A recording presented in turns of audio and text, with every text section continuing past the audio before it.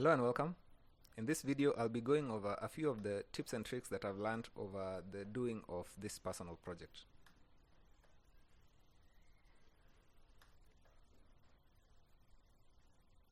So the first one is in file size management in Inkscape. I came across this setting that can really dramatically reduce your file size. So say for example, if we come here to preferences, and under SVG output, here the numeric precision, you can see here it's put to 8 and -8. So if I came in here and started drawing a new path, let's say I have something like this. So I've added this path 3. If you look under this dialog box, the XML editor, down here, if you look at the data that makes up your paths and your points, this D value in your SVG, you'll see to how many decimal places each point that is being placed on your canvas.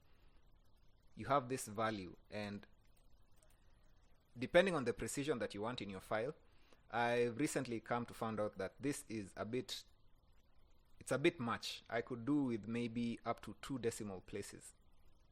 And you can see that all of this, the rest of these 3 values, it looks like a tiny change, but if you consider the bytes that make up the 3 values for every other point in your path, so for a complex drawing like this, that number kind of really, it compounds and it amounts to a lot.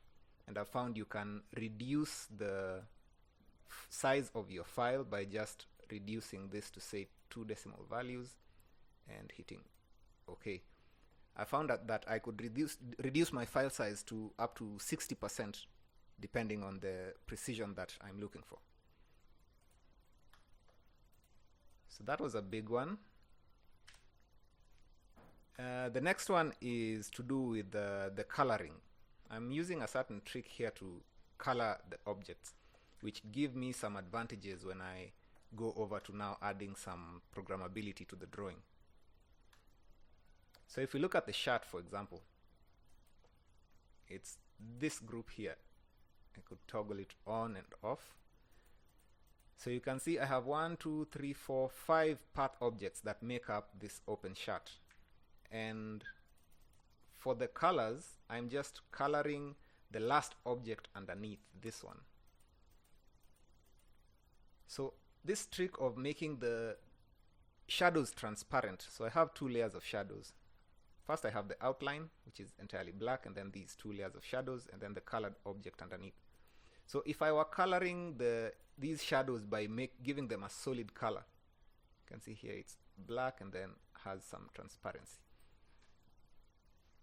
If I were giving the shadows a solid color, if I wanted later to change the color of the shirt, I would have to come in there and tweak all of the objects that have that solid color individually to make that change. But with having them transparent, I can just target the single object underneath, and if I shift the color of that object, that hue kind of permeates through the layers of shadows. So just by tweaking this one value, I'm kind of maintaining the illusion of having a detailed image while minimizing the work that I have to do if I want to customize the look later. So that's that. So for every other object that has a color, I'm using that trick. For the torso, let's just look at these layers again. So here I have these bottoms.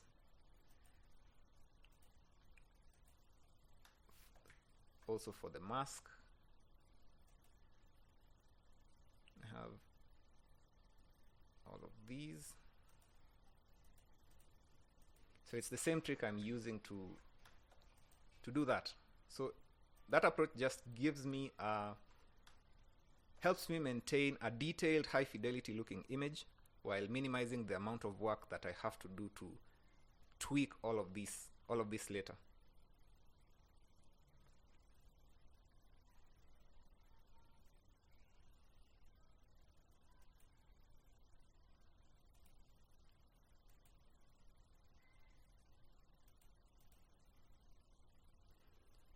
Another neat thing I'm doing, so if you look at the layer for the eyes, I have these two types of eyes here, the high and the two-tone. And then I have another group here that's doing something else. If I reveal that, you'll see it's just the last one, and really the biggest trick that I've learned over doing this project is how to use custom data attributes with my SVG drawings.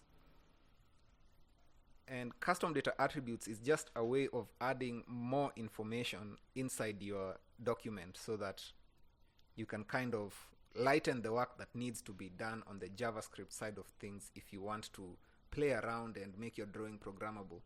Using custom data attributes just makes the JavaScript side of things become much simpler. So for example, how I'm using it here is if I select this layer, you have here date ID and class. These are standard in HTML. And say for these objects, because I know that in the making it dynamic side of things, I want to make the colors editable.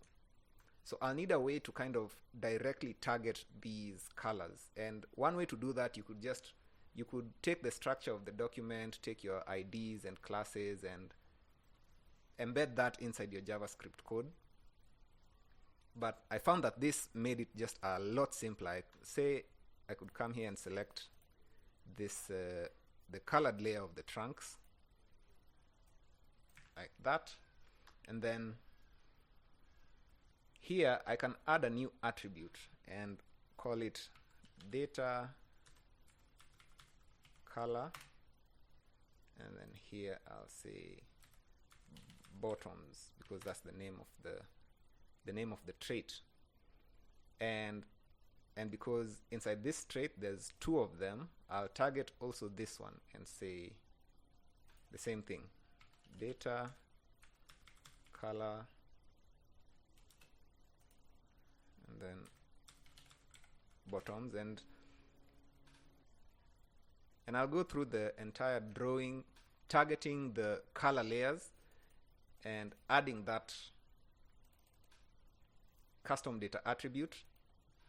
Say, so for this one I'll say data color and then call it torso, just like that.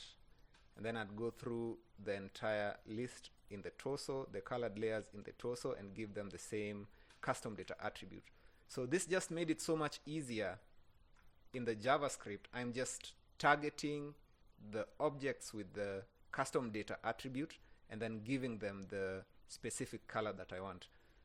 Without getting into just too much technical detail, this allows me to do something like this.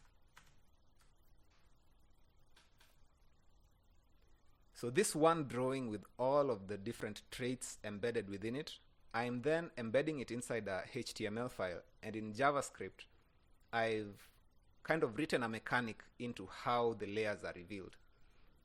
And what I'm doing is, starting on Friday, the drawing will look at the combination of traits in the official collection. So this artwork is kind of a tribute to the Luchamon project on Ethereum.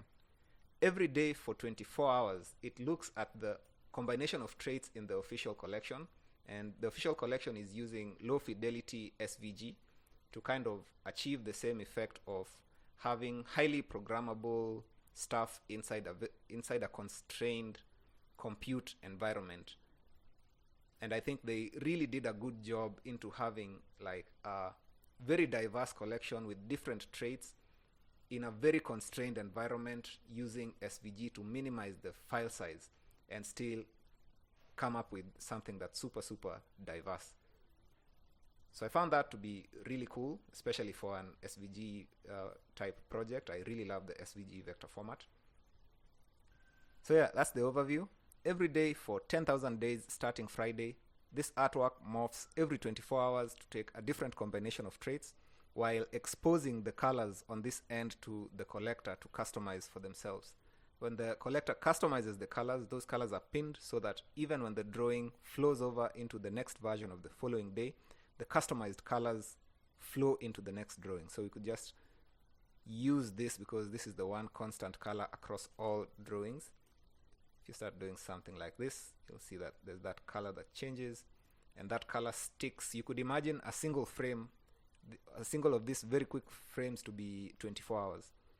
So you can imagine, as you're seeing, changing your colors are pinned, the colors flow into the next drawing of the following day. If you want to revert back to the original colors, you can just unpin that and you're back to the original colors, and it allows you to customize again from there. So yeah, that's the experiment. You can check out the links in the descriptions to learn more and to see how to support. And I'll see you in the next one.